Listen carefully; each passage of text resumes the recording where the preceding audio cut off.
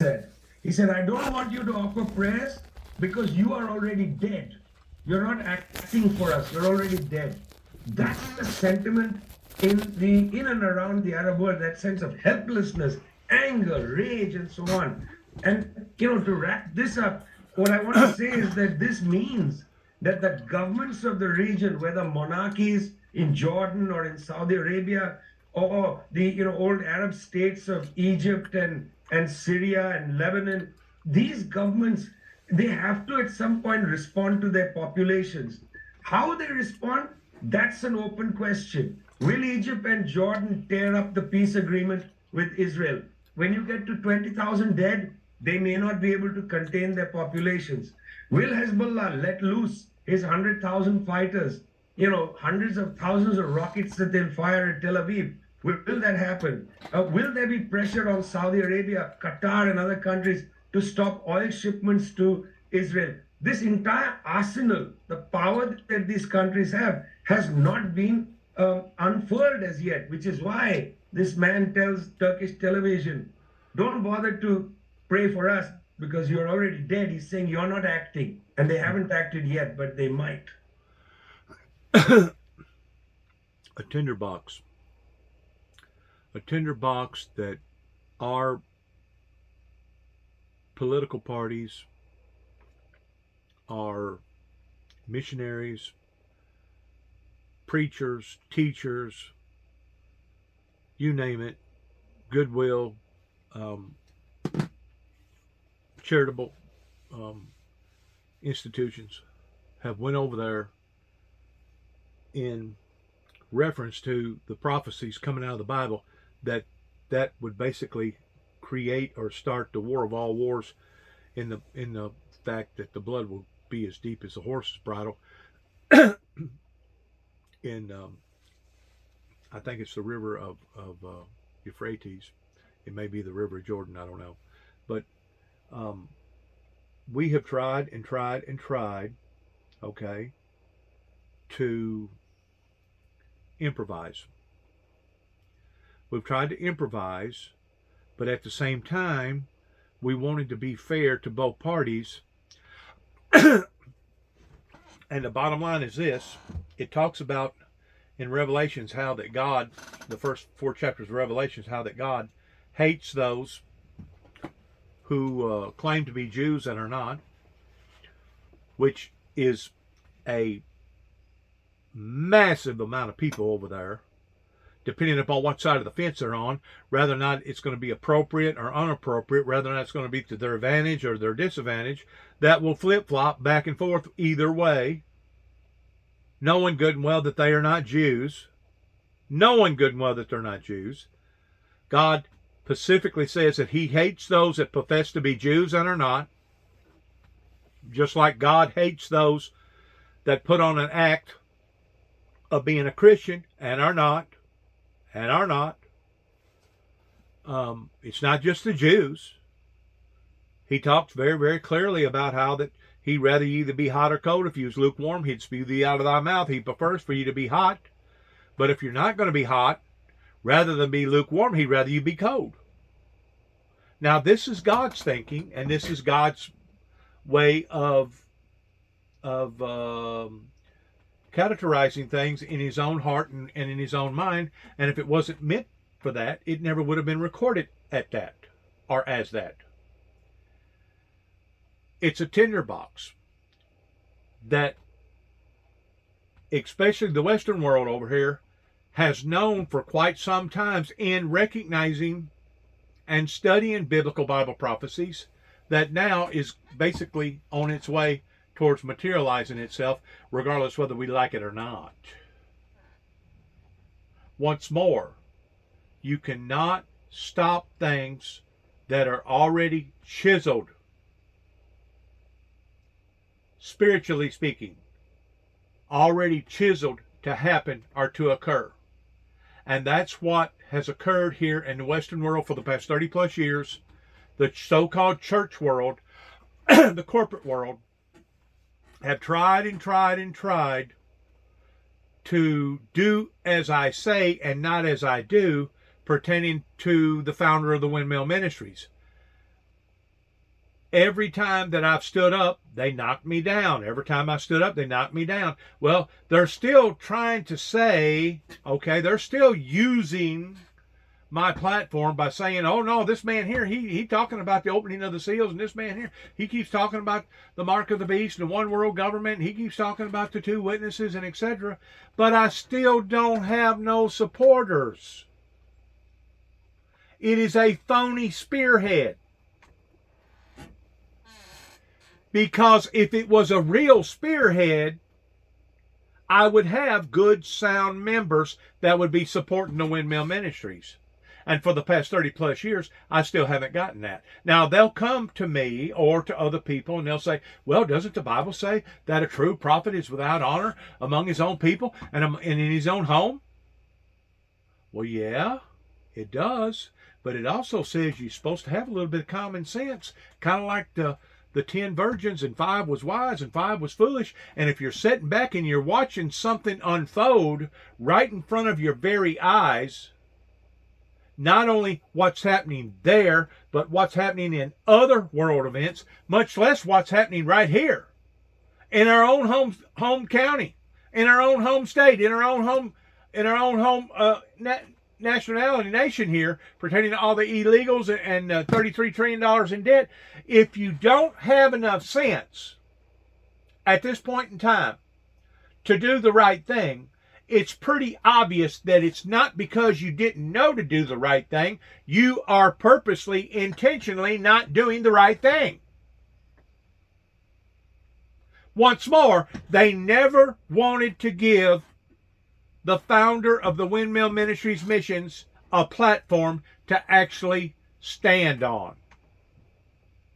Now, they'll tell you that they did or that they didn't oppose or whatever, but I've learned that between the liars and the thieves, this thing is just a tinderbox waiting to ignite. And whenever it does, you know, I listened to the news, I think it was this morning, that because of the bugs, because of the insects down in Florida, and I'm pretty sure that the planet heating up has a lot to do with this pertaining to fungus and etc. But their citrus crop down there in Florida is basically at its lowest point that it's ever been. And why? Because of the extreme heat this summer, because of the heat that has brought out different elements that they hadn't been used to have to dealing with, pertaining to insects and diseases in the citrus fields. And because of it, I'm pretty sure that if you think orange juice is high right now, give it about another month or two. We're going to see events like this happening regardless whether it's oranges.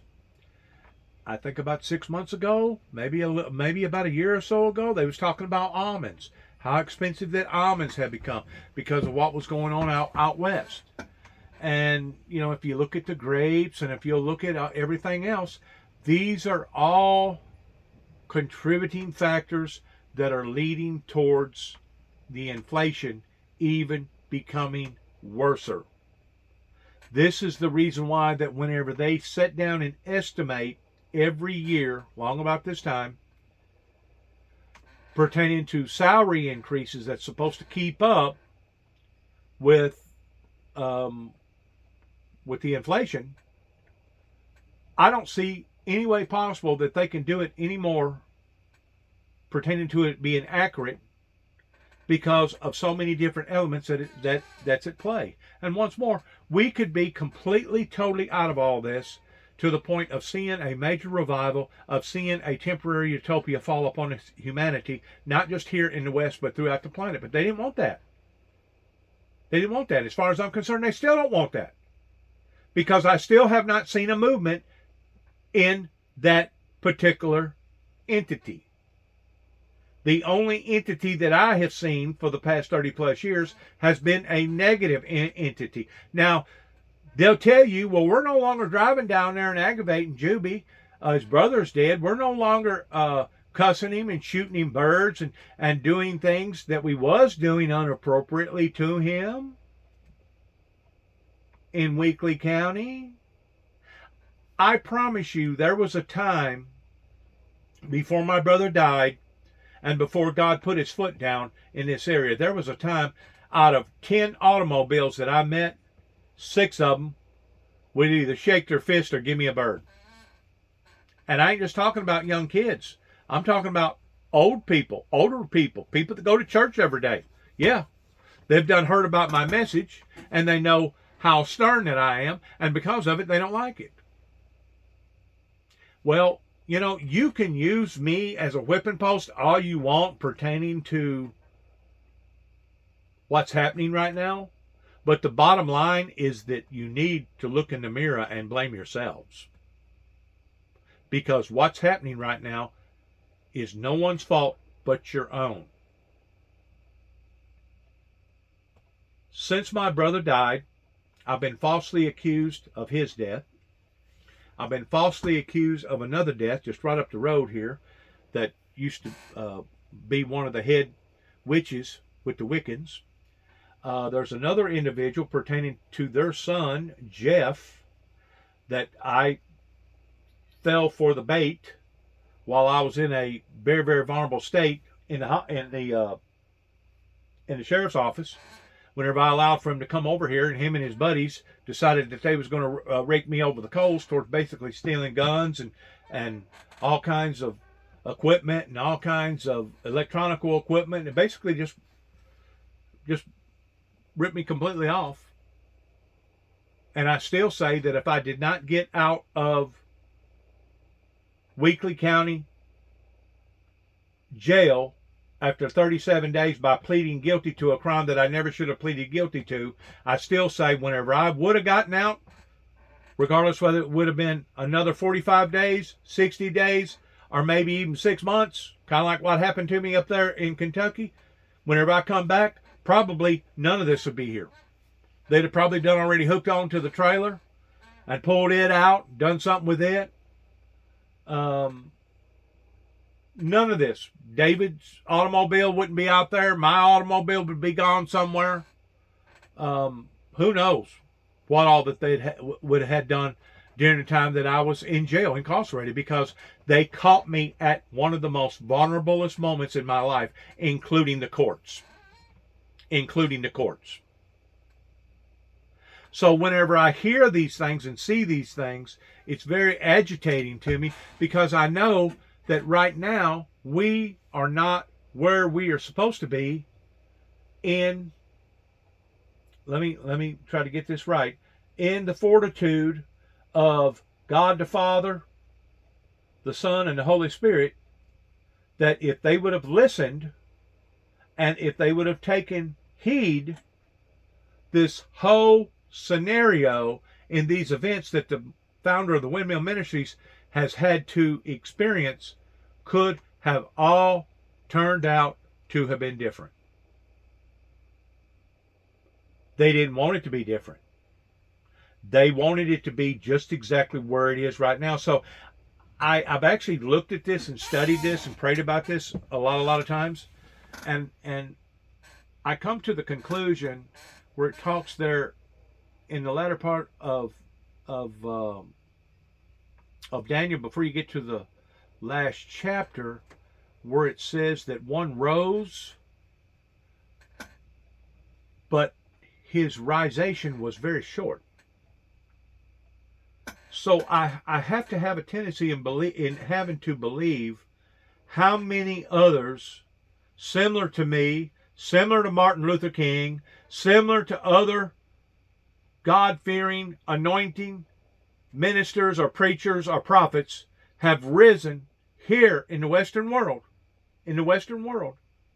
and have received either the same type of punishment, rejection, and persecution, or possibly been put to death. Because that's exactly what they wanted with me. They wanted me to die.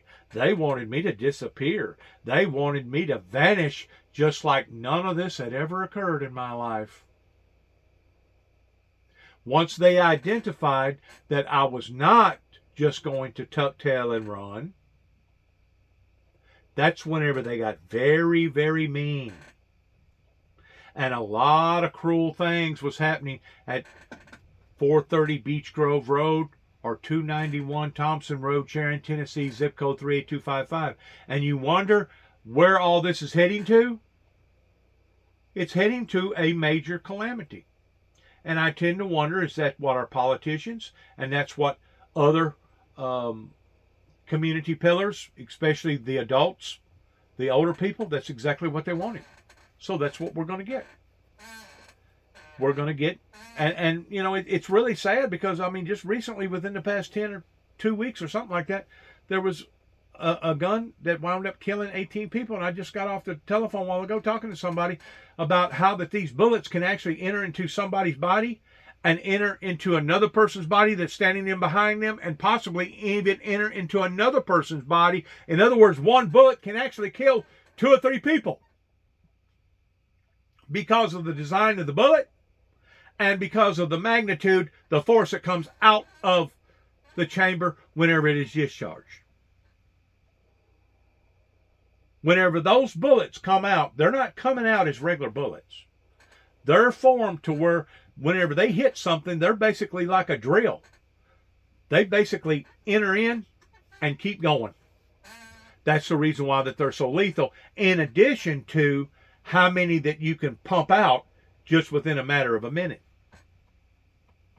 Probably, I'm going to say, and I may be wrong about this, probably about 1,000, 1,200 in 60 seconds. If you had the right gun, you could shoot 50 cal, 40 cal, or 50 cal in a minute's time, that many bullets. I mean, you're talking about something that you're probably shooting like, I don't know, and I may be way off. It may only be 300 or 400 bullets or 600 bullets, whatever. I'm not a mathematician on this stuff towards being an expert when it comes to bullet and the size and how many bullets can come out of a gun. But I'm pretty sure that it would be quite a few. Especially whenever you're shooting one person and it's going through that person and going through another person, and now that one bullet's done killed 2 or 3 people.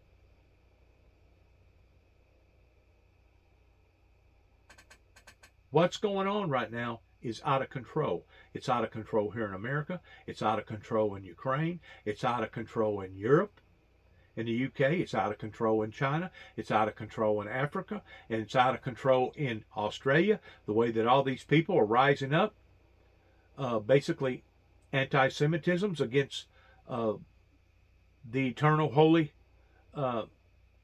entity, regardless whether it's the holy eternal entity of the pure Jew, of God's chosen people, or it's the pure entity of the Gentile pertaining to the Christians. There has been, and I continue to keep saying this again and again, you're more than welcome to look at my material and analyze it ever since basically about 3 years ago, whenever Donald Trump lost that election, and he lost it rightfully. There has been a tick-tock of uprisings that has occurred again and again and again that I have a tendency of wondering what's next. What's going to try to topple something else that's already toppled that? And we're actually in a trajectory right now of doom. We are in a trajectory right now of doom. Because you got to take everything under consideration. I just got through watching a C-SPAN. I did put it on one of my YouTube networks, our Facebook networks, that was talking about the environment. For those that does not believe that environmental changes are real, they really need to watch this pertaining to C-SPAN, and how that C-SPAN is talking specifically about certain areas in the country, specifically about certain events, specifically about how the weather has changed from just 10 years ago versus to where we are right now and the trajectory that we're heading in. Also, I listened to another program this morning. Maybe it was early this morning, a rerun of what they filmed last night or yesterday, of 60 Minutes, of how that the Social Security Department has they claim recklessly, but I tend to wonder if it's not being done intentionally. They're overpaying some people 40, 50, 60, maybe $100 a month on their retirement or on their disability, and they don't come back until about 3 or 4 years later, until they run up a big bill like $30,000, $40,000, maybe $70,000, and they present this bill to the people that's already on a fixed income, that you either pay it or suffer the consequences. In other words, we're fixing to kick you out of your own home. You're fixing to become homeless. You're responsible because you signed the check. You're responsible because you accepted the money, etc., etc., etc. That just tells you how wicked and evil that these entrapments are now coming at people. And we're talking about the most vulnerable. We're talking about people with bad chronic diseases or bad... we're talking about the elderly here. We're talking about people that really can't help themselves, that now the system has jumped on board towards taking advantage of these people. Now, there towards the last of the 60 minutes that I was watching, the commentator, the white-headed guy, I forgot his name now, he spoke up and said that because 60 Minutes had aired that, or was threatening to air that, they got back with them, the Social Security Department, and told them that they had dropped both cases on both people. Because one case was like a $30,000, $40,000 repayment deal, and the other case was like a $70,000 or maybe almost $100,000 repayment deal. And it's basically a open entrapment that they're purposely giving out too much money. And it reminds me of what happened at the nursing home up here in Dresden, Tennessee, with my grandmother that stayed in there for about 12 or 13 years before she finally gave up the ghost, before the life actually left her. But after 10 years, they presented us with a bill of about $43,000 or something like that, because the Social Security Department was not paying the whole amount. There was like, I think it was like $300 and something extra that the Social Security Administration was not giving to the nursing home. Well, the nursing home never sent us no bills. Never. Not a one. We had no idea that we should have been doing something different pertaining to the nursing home getting the amount of money that they were supposed to be getting, and then they popped it to us all at once after 10 years and said, here, you got to come up with this amount of money. If not, we're fixing to foreclose and you're fixing to become a homeless person. And guess what we had to do? We had to sell the rest of Grandma's property other than 1.5 acres, and we had to do it quickly too. We're talking about, you're on a deadline now. And if you don't meet that deadline, there's going to be somebody knocking on your door with a court order telling you to come to court. We had to basically sacrifice everything that my grandmother and grandfather, and probably even their mothers and dads was a part of, just to be able to pay off a swindler. And that's exactly what it was. It was a swindler. And now, according to 60 Minutes, this is going on routinely, basically all over the country, where now people are getting an extra $50, $100 or whatever. And, it's got so complex, it's really hard to keep up with, because, we got all them stimulus checks in which they're finding out that millions and millions of dollars is unaccountable for. Still don't know where it wound up going. But, we got like a 2-point-something increase the year before, or a 3-point-something, and then last year we got a big increase. I think it was something like a 6-point-something, and they've already said this year it was going to be back down in the 2s. I don't know if that's true or not, or the low 3s or whatever, but it's become so complex in not knowing what you're supposed to be drawing versus what you was drawing. who knows really and truly how much money that the government is wasting on ill will do in basically entrapping people. And I guess they hope that maybe they'll make up their lost revenue in in basically having people evicted out of their properties. I don't know. I don't know what the scam, what the motive is in behind that scam. I just know this: a swindler is a swindler, and it don't matter if it's somebody on the streets is trying to swindle you out of a hot watch, or a telephone that don't work, or somebody that'll tell you online, well, this is the real deal, this is genuine, and then come to find out it was an artificial, generic, whatever. You got swindlers from A to Z, and it don't matter. Stealing is stealing, swindling is stealing. Stealing is the same thing as swindling. Swindling is the same thing as stealing. Whenever you're doing something illegitimately, and now especially, you're going to turn it around and tell all these elderly people that, hey, we've been giving you too much money, and because of it, you got to pay all that money back. And if you don't pay all that money back, we're fixing to have you evicted. How freaking evil and wicked is that? My friend just got to telling me a while ago that it was on TV this morning. I missed it. Some young girl that goes to school, she was like 14 years old, that there's some sort of an app that you can put on your phone, and now that you can undress people with their body size and everything, all you got to do is have a picture of them, and you can undress people and make them really look nude. Even the mother that watched it thought that it was real, thought that her daughter had been posing nude at first, until she sat down and talked to her daughter. Well, now that same girl has to go to school, basically in front of her peers, while everybody is sniggering and laughing at her, saying, oh, wow, we seen your you know what. Oh, wow, we seen this. Oh, wow, we seen that. And the children don't know the difference between whether or not it was real or it was superimposed. Artificial intelligence. Animated.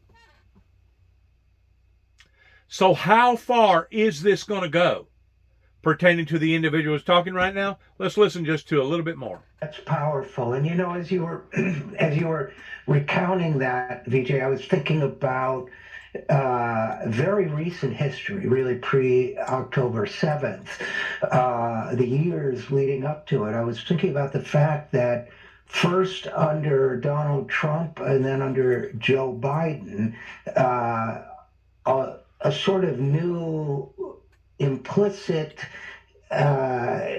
status quo was being constructed, whereby and correct me if you think this is wrong, but this is my impression, whereby the wealthy Arab states would do financially advantageous deals of various kinds with Israel, with full United States support and backing and whatever resources need to be thrown into it. The presumption, and I say pointedly that, it seems to me that Biden has had continued the foreign policy of Donald Trump, moving the U.S. Embassy to Jerusalem, which Trump did. He kept it there, multiple things, both substantive and symbolic. So it seemed to me in all of this for years that if I was watching this and thinking, there was a time when no Arab country could really ramp up its diplomatic ties with Israel because of the injustices towards Palestine. It seemed to me there was an attempt to build a financially advantageous Middle Eastern order, leaving the Palestinians out. And it seemed to me that Saudi Arabia was open to that, some of the other UAE, so on. And now it seems to me because of this, that these leaders who might have been willing to abandon the Palestinians and might have been in the process of doing so, no longer have the ability to do that. That's basically a two-part analysis, but what do you think about the first part and the second? And that's exactly what the Luciferian Lucifer wants to do. We are being toyed with. We are being tricked. We are being played. And that's what I continue to keep saying. And he basically just got through verifying that if you was to really analyze things that's going on, it really wouldn't have been to any surprise that this was fixing to occur. But yet, no, everybody was surprised. Just like everybody was surprised whenever 9/11 happened over here in America. Just like everybody was surprised when other stuff happens bad. People does not identify in just exactly the powers of what we're up against. I personally would like to put it in the category of Predator with Arnold Schwarzenegger, I think it was. That this entity was there and he knew it was there, and it wasn't until he figured out its weakness that it could bleed, and if it could bleed, it could die. But this invisible entity was wreaking havoc upon all the people in that woods, in that forest, until Arnold Schwarzenegger figured out its weakness. And I think it had something to do with water or smoke or something like that. But anyways, he narrowed it down of being able to track this thing to be able to kill this thing. Now, over here in America, if you tell people that you're seeing things and you're hearing voices, kind of like the movie The Predator with Arnold Schwarzenegger in it, they're going to think that you're a schizophrenic and you need to go down here to psychiatric ward and get some sort of real strong medication. Real strong. Because you're seeing and hearing things. We know that the powers of Satan are real. And we know that this entity cannot just fool or trick one person, but a whole group of people. Because of it, we are being toyed with. And like I tried to tell that same person that I was talking to on the phone, as far as I'm concerned, the professionals, the psychiatric world, the ministers, the judges, the politicians, the lawyers, all of them was in on this over here, to the degree that now what we're seeing unfolding is unfolding. And it was a deliberate attempt to be able to stifle, put down, and stop biblical Bible prophecies from being fulfilled.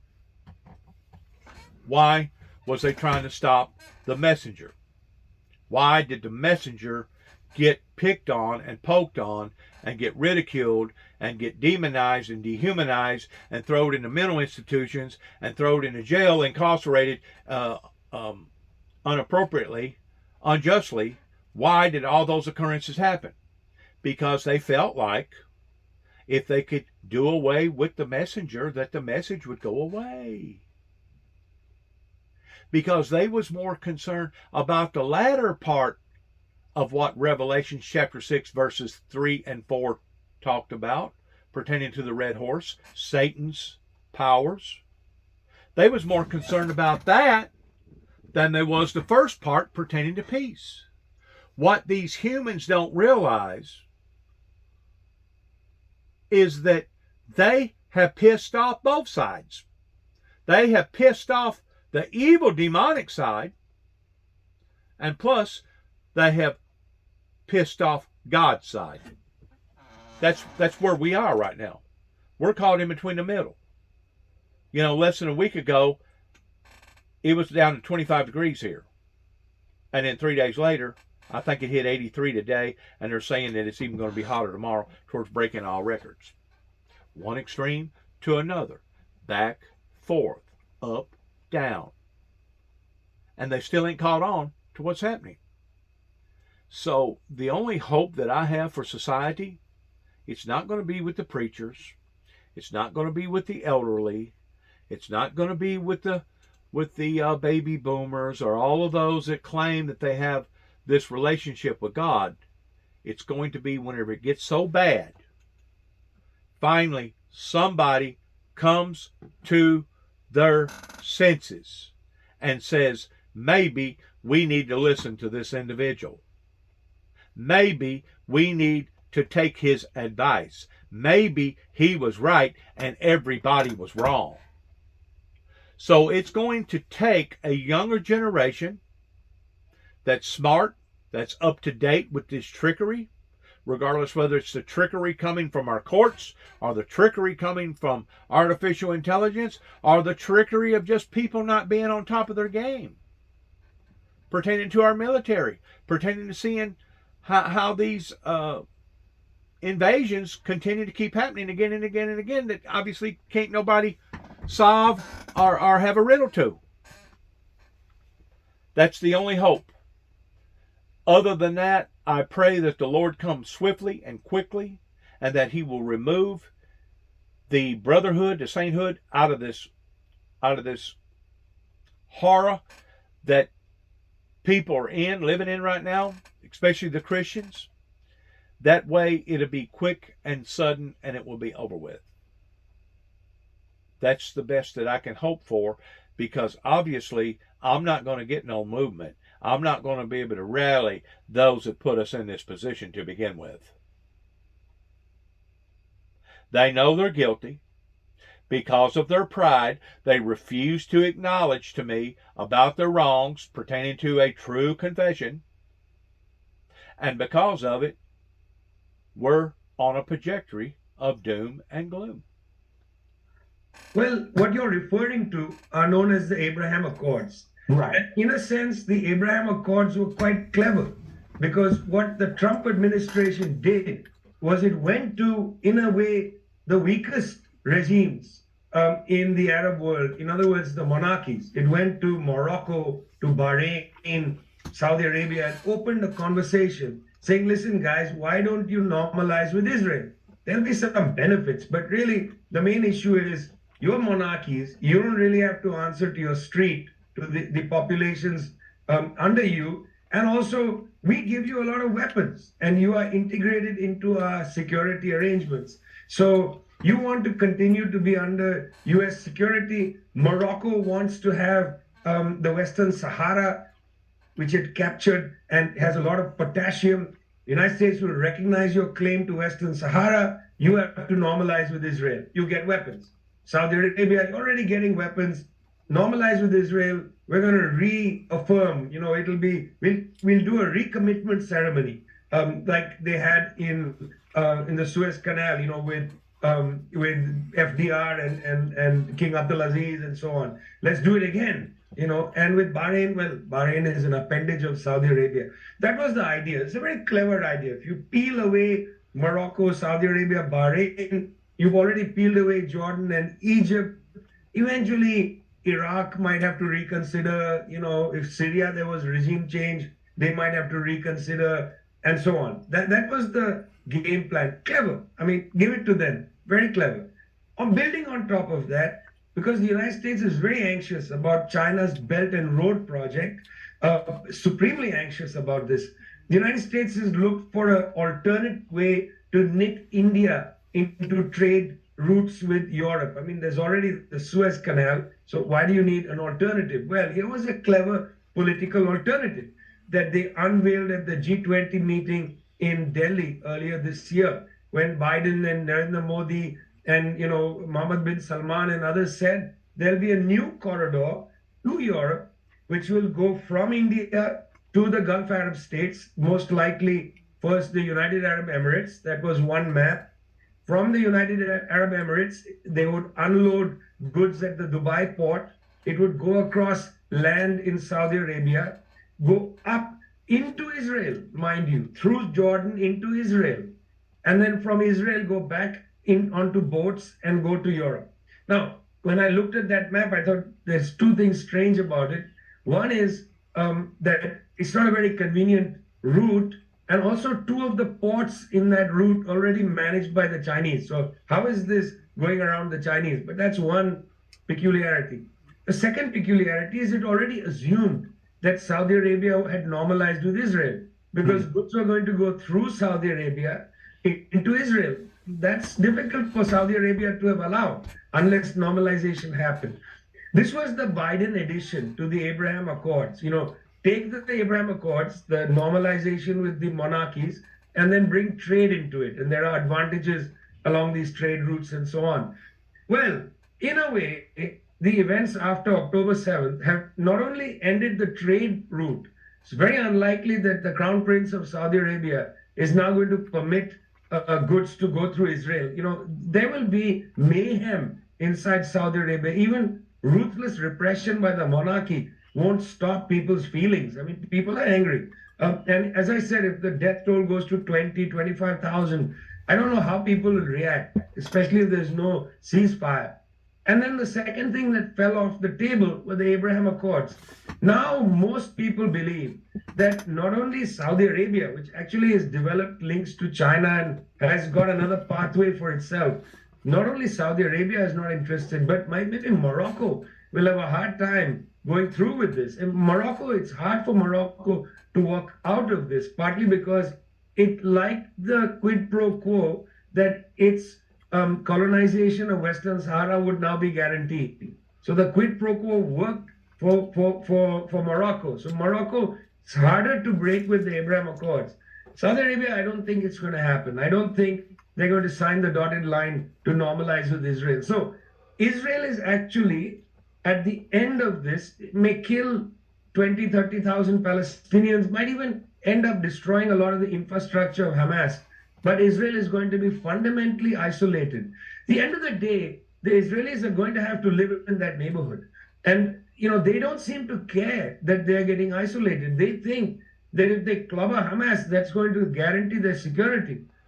They have been pushed off into a corner of choosing between the lesser of the two evils. I have said this before. And they made a choice. We can either continue to deal what we've been dealing with, which is a bunch of Fruit Loops, evil, demonic people that's going to come back and haunt us every year, every 2 years, maybe every 5 years, maybe every 10 years, or we can go in there and clean house and start from a new beginning. And they're at the point right now, Israel is, Jerusalem is, that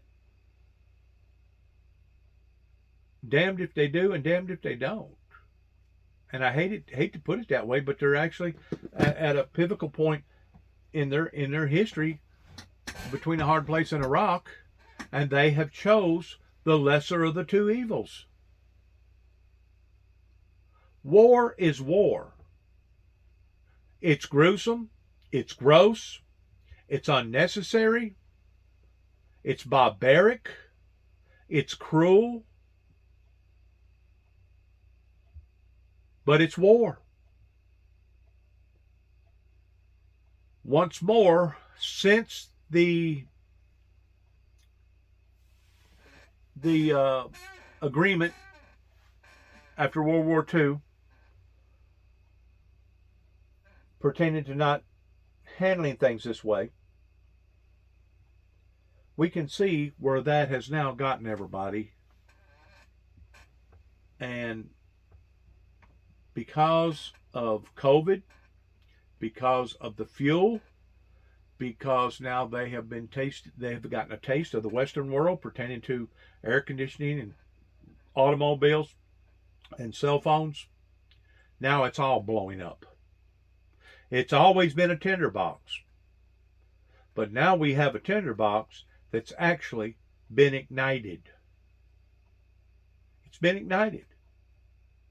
And if it don't get put out, it's like, what have we lost? At least we went out taking those out with us. And that's probably how the leader of Israel, Jerusalem over there, sees all this.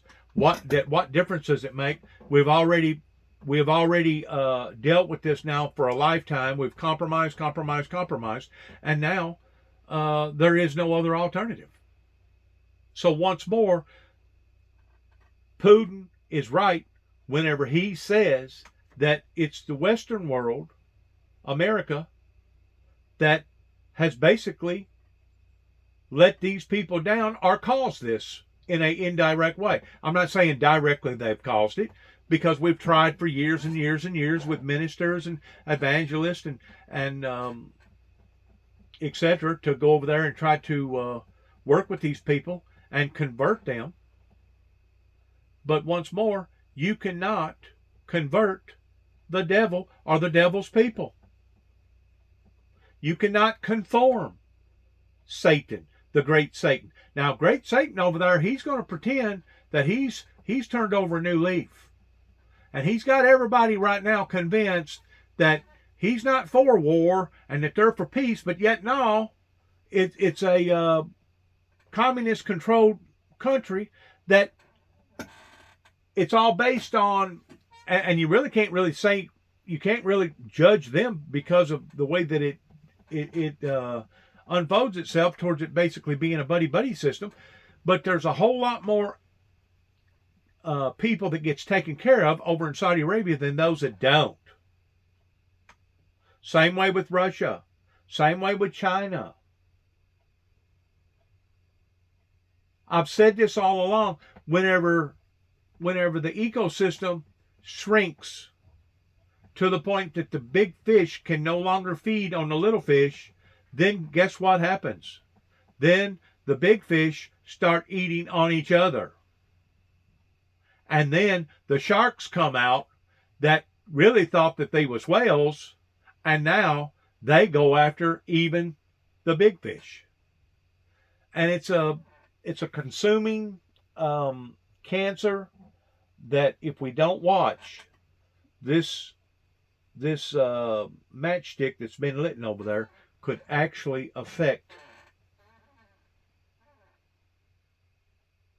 not just that region, but could affect the planet in general, pertaining to seeing violence spread. And to be quite honest with you, it already has in our colleges and in our streets. We've already seen protests. I think over the weekend, I don't know how many people was arrested up there in the White House for vandalizing some of the things up there in the White House. I mean, it's already spreading. It's like a cancer. I said all along, whenever I started watching Jerry Springer come about in the 90s, to where people was enchanting over other people's miseries, we as a nation are in trouble.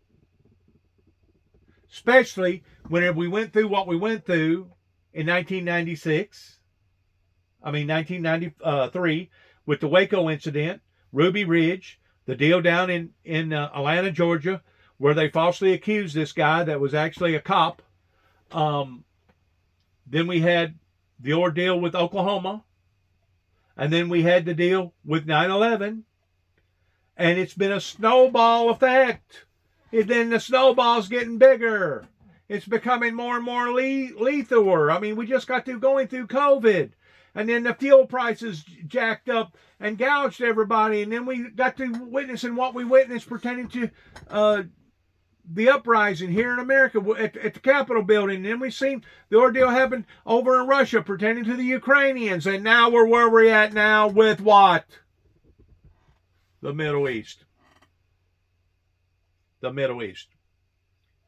So all these fake, phony attempts that various CIA agents, majors, also politicians has tried to do underhandedly, talking about peace, but never truly using the spearhead of peace, has now backfired on them.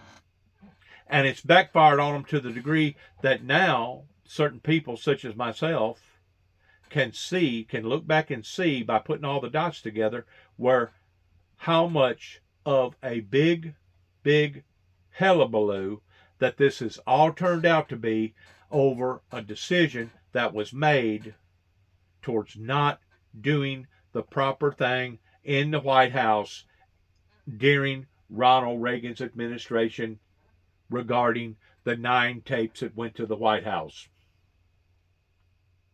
Certain individuals decided to go left versus going right.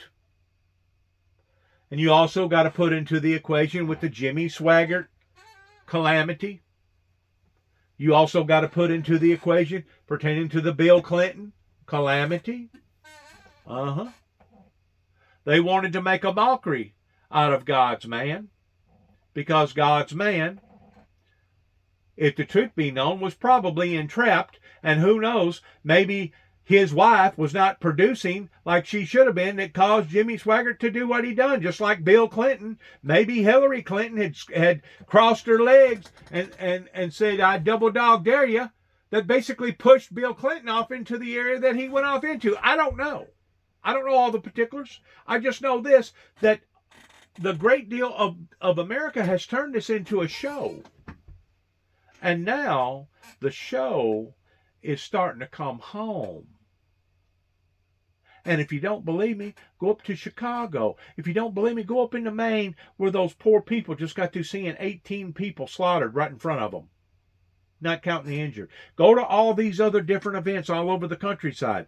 These are all horrors that have been unleashed to society over here in America for the past 30 plus years, because all this stuff was not going on before that.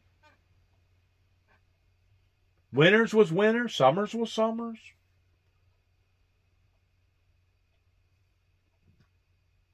Security. I don't think so. I think if you're going to have generations now who remember the events of 2023, like we remember 2014, Operation Protective Edge. Before that, the grotesque Operation Cast Lead of 2008-09.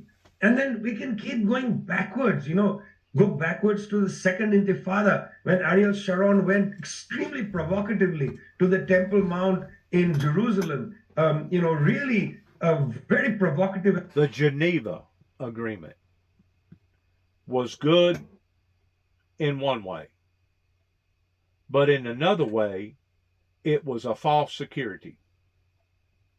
It was a generic form to be able to control the global society. And now, since everything has unleashed the way that it has, and don't think that this is the only battle going on, because there's fights and wars going on all over, I guess, just about every continent. I mean, you should go down to Cuba and down to South America and see how that has evolved into nothing but a bloodbath, a gun battle. And the same thing basically in Mexico with all the cartels. It's out of control. Now, the average person that only wants to depend upon the media to tell them the truth, you're only going to get different bits and pieces of what's actually going on. And usually they focus in on the brightest event, the worst event, the most traumatizing event. It's like the cameras all of a sudden moved from Ukraine and now it's over there in the Middle East. Well, that's kind of like what was going on right before the Davidians of the Waco incident down in Mount Carmel. The spotlight at the time was on the attack of terrorists that hit the Twin Towers that, I don't know, cost several millions of dollars to repair. That's where the spotlight was, until after about 20-something days of the standoff down in Waco, Texas, and then suddenly, all of a sudden, it got the spotlight. Because that event turned out to be the hottest thing on the market. In other words, the way that the media looks at it, this event will bring in more viewers. We're doing this for the numbers game. And I've seen them do it again and again and again and again. Go from one major event to another major event to an event bigger than that event or another major event. And that's how they roll. That's how our politicians has rolled now for the past 30 plus years, that even to this day, people still refuses to go back into the Reagan era and hold these people that's obviously suckered the system in to the point that they probably got millions of dollars in their bank accounts. Millions. By playing on the system. By playing with the people. Preying on the people. preying on the people the same way that the ATF preyed on those poor individuals down there at Waco that sold them a bunch of guns and then turned around and busted them for the guns that they sold. When is the insanity going to stop? That's just it. They don't want it to stop. They're making money off of it. It's helping in areas. Yeah, it's hurting in areas, but it's helping in areas. It's a game to a lot of people. They're burning both candles at the same time, both against one another. They're making money off of God and God's commandments and God's ways, and they're also making money off of Lucifer and the demonic ways. The humans